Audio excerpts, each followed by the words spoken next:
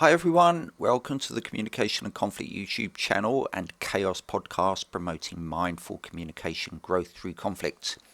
So today I want to revisit the topic of workplace bullying allegations. And today what I want to look at is why your workplace bullying allegation won't help you and why knowing that is good news. So that might not be a common view for its intention, but at the end of the day, if you've seen some of the other videos I've done on how bullying is responded to by organisations, almost as a standard way of doing it across the board, across the globe, to be honest. You know, you look at most countries around the world, Australia, Canada, America, UK, probably within Europe as well, but I don't speak the languages enough to know otherwise, but I'm pretty certain that the same will be true. The same approach is used pretty much everywhere, and it works nowhere. And as I say, if you want to look into that more, then check out some of the other videos I've done on this, where I've shown that the system just intrinsically cannot work, and the evidence clearly is there that it does not work. And so it's an intrinsically flawed system. But because of the way that many organisations deal with conflict, whether it's complaints from users or whether it's staff with things like bullying allegations and other issues, it's always an adversarial approach. And while that's appropriate for something like harassment, which is an illegal activity, or other gross misconduct activities like violence or sexual harassment, that kind of thing. With bullying, because it's not legally defined and it's a very subjective experience, they still try to use an adversarial process that doesn't work, because there will be an investigation into something which is subjectively interpreted, and it uses kind of ambiguous definitions to try to prove that bullying has occurred.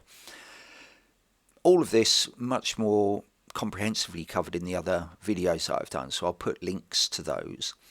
But the point is that when you know that the system is not going to work for you, why your workplace bullying allegation just won't help you. I mean, won't actually help anyone, but I'm targeting this video at anybody who's making a workplace bullying allegation. When you know that it's not going to work for you, and you know, I don't really want to make it about kind of cynicism about the people trying to implement it. It's the system itself that doesn't work. It's not, in a sense, it's not their fault that it doesn't work. It's just they're trying to apply a system that just doesn't get questioned, and it doesn't work. So if you're the person who's making the allegation of bullying, and you know that from the start, the reason that I'm saying this is good news is that it makes it less likely that you're going to place all your dependency on it working. And you can start to make contingencies right from the very start. You might even choose not to make a workplace bullying allegation, but in many organisations you will be given a kind of a simple choice, you know, either make it formal, make a formal complaint, or stop complaining. And that's very unfortunate, but nevertheless that is a very common experience for people who work in organisations, particularly larger organisations. And so it may be that you kind of almost have to make a workplace bullying allegation for that to then be investigated, fail to come to any conclusion, and everybody kind of feeling unhappy about the outcome, which I've described as a kind of a circle of blame in other videos. When you know that that's going to be the outcome, it means that, as I say, instead of you just depending on that, you know, solving the issue, you can start to make other contingencies for yourself. Now, it wouldn't be possible to cover what all those other options are for you within this video, because they'll be unique to your circumstances and what you want and how you're feeling about your situation and how you feel about working where you work. So for example, it might be that you want to stay where you're working, but you're finding things very difficult. So there are ways of dealing with that which are not about relying on the investigation. It could be things like mediation or conflict coaching, or just your own attempts to try to improve things besides the allegation, the investigation, which won't improve things. Or it could be that you make contingencies for yourself in terms of choosing to leave the organisation. So therefore, you might start to kind of positively start looking for other jobs that you might want to go to. But the thing is, it will be different for each person. So as I say, this video can't be about telling you what you should do. You have to work that out for yourself. But the most important thing is that you don't become reliant on the allegation working for you, because it just will not. And it could go on for, sometimes these procedures go on for 2 years. Sometimes shorter as well, of course. But it could be 2 years of you being involved in various different aspects of a bullying allegation. And in that time, you may end up having time off for stress. You may end up having what's sometimes called garden leave, where you're basically just suspended and not able to come into work. And all of these things could go on while the investigation is proceeding. So it's important that you have alternatives for yourself if you're going to be able to look after yourself.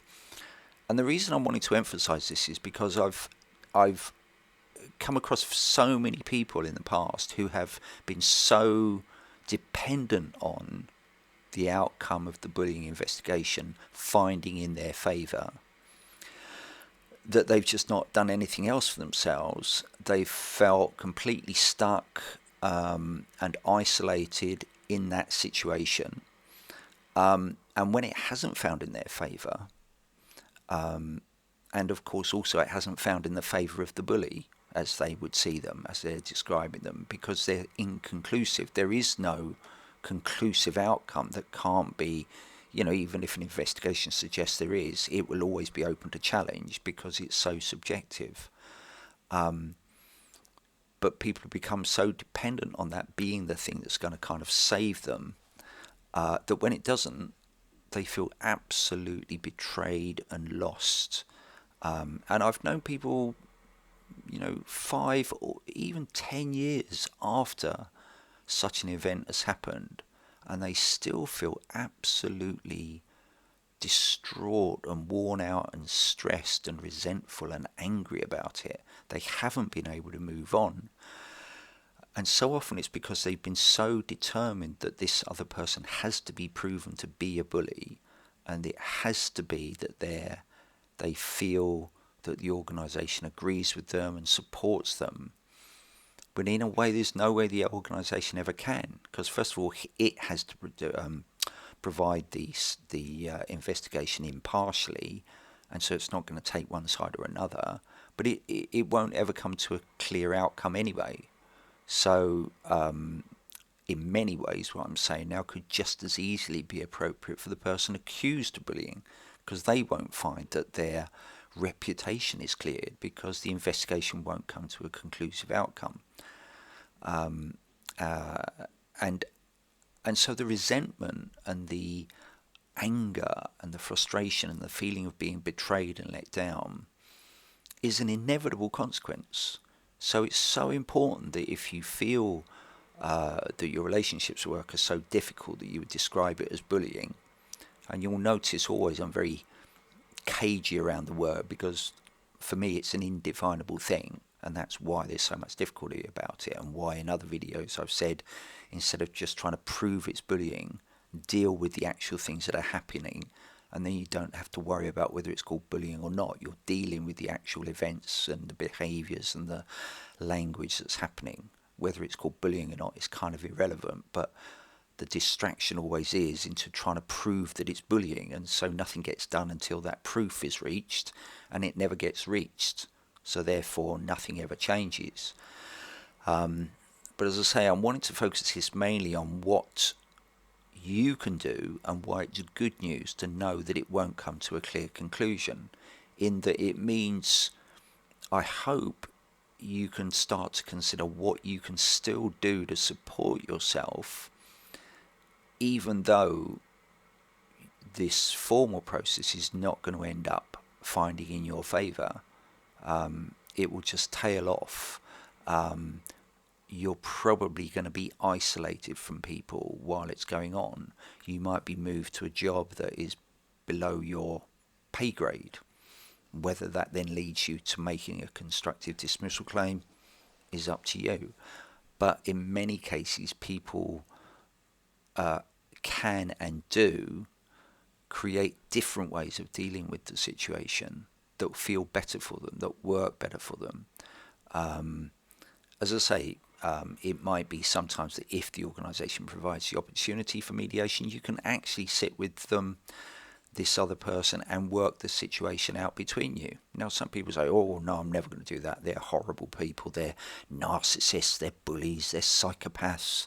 They've watched all these other videos on YouTube, which are always about demonising the other person and suggesting that one way or another you're going to be able to destroy them back.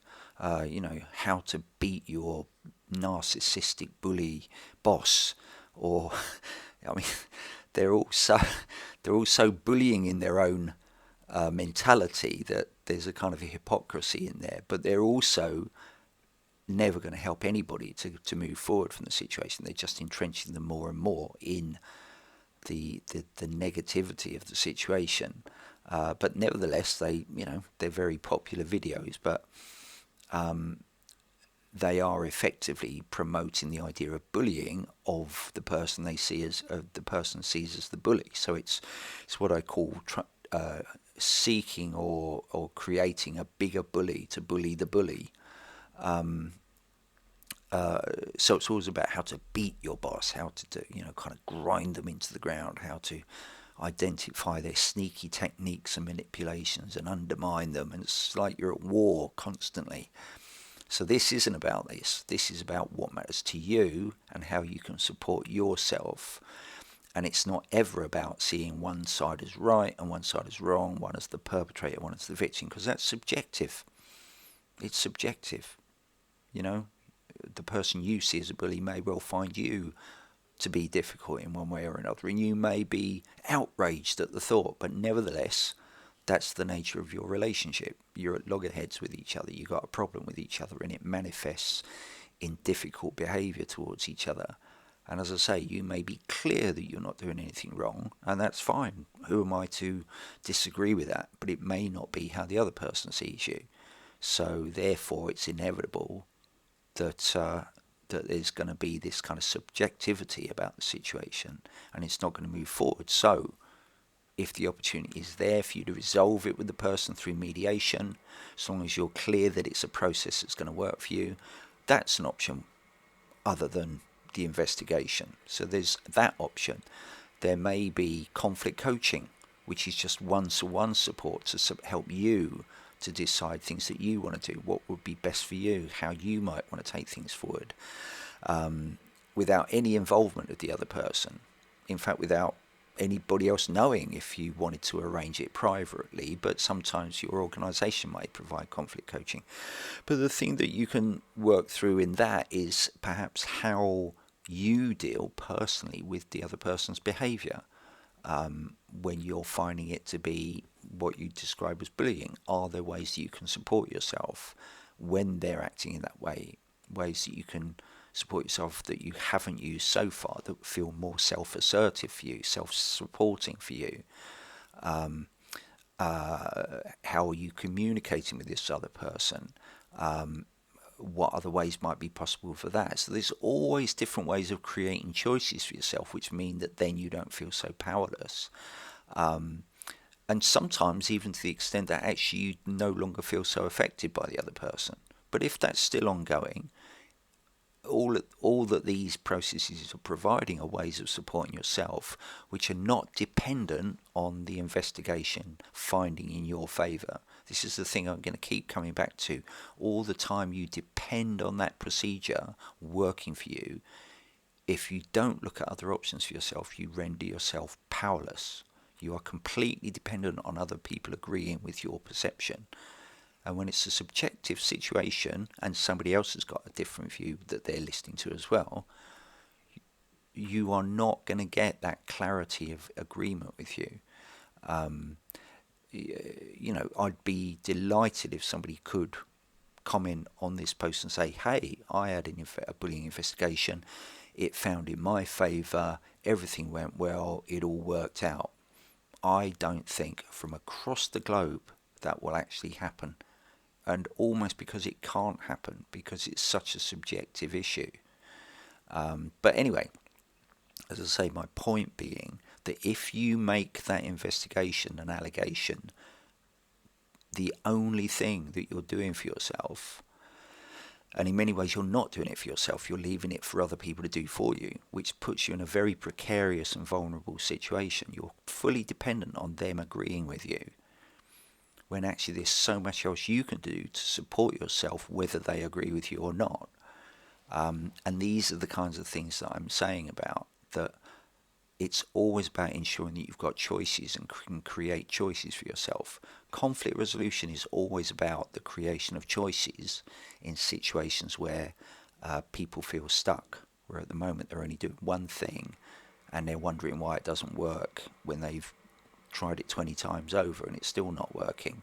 It's about creating just one and then perhaps 2, 3, 4 other choices for yourself, so you don't feel so stuck in the situation and so dependent on others to fix the problem for you.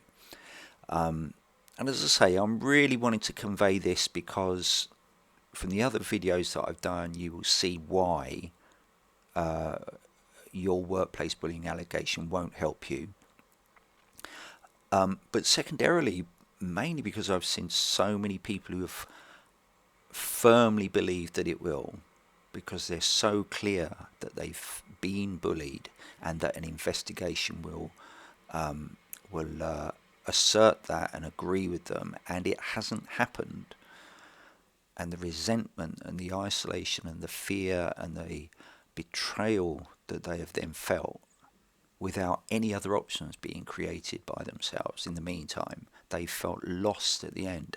And literally, I've known people to be in despair and still affected by it 5 to 10 years later. It's such a powerless place to be. And when you're still not vindicated at the end of it, it can feel absolutely horrendous.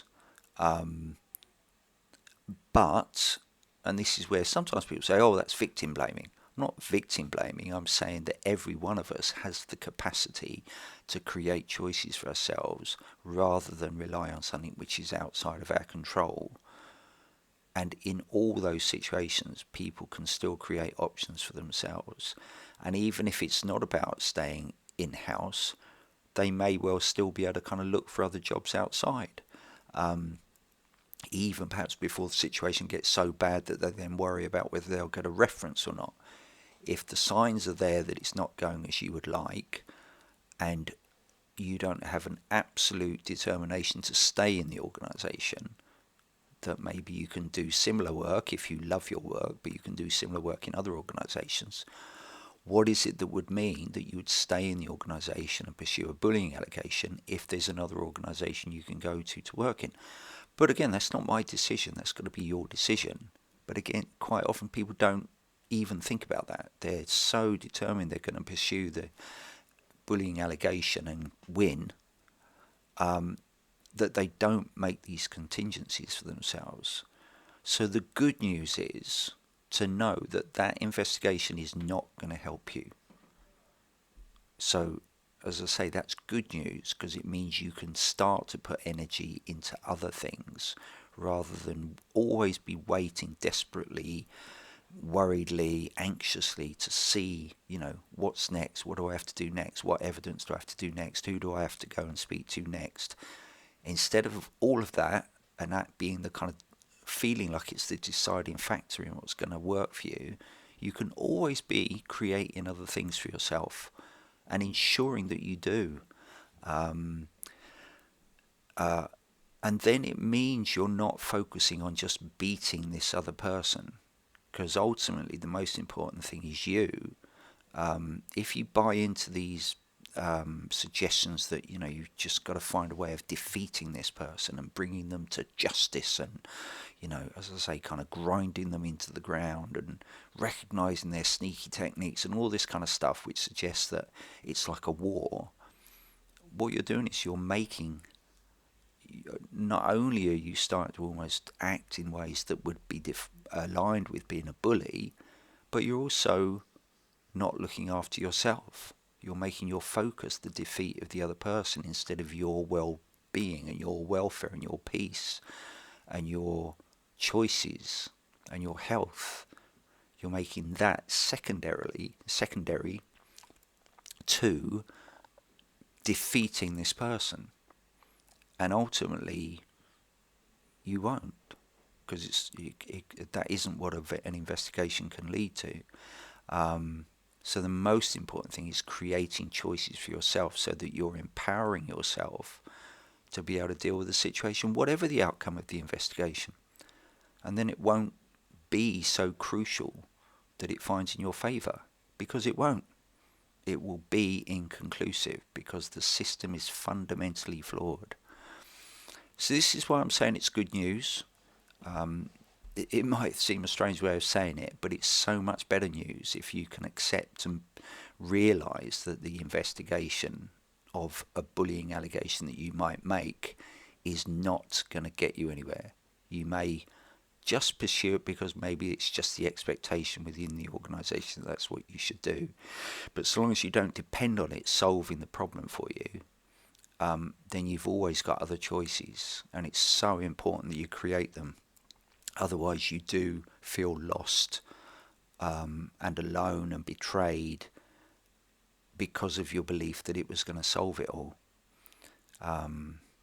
So there are my thoughts, there are my encouragements for you, there are my kind of observations of what it is that means it doesn't have to be about the other person. It can be about you and the situation and what works best for you. And as you know, not in any sense saying that the other person, I'm siding against them, because I don't know you, I don't know them. What I'm saying is this is about you doing the best for you and not making defeating the other person the most important thing. That you always are creating the best answers for you. So thanks for listening. Let me know what your thoughts are. Send me an email or put them in the comments below, and please take care of yourself, and I hope your difficult situation improves soon. Bye bye.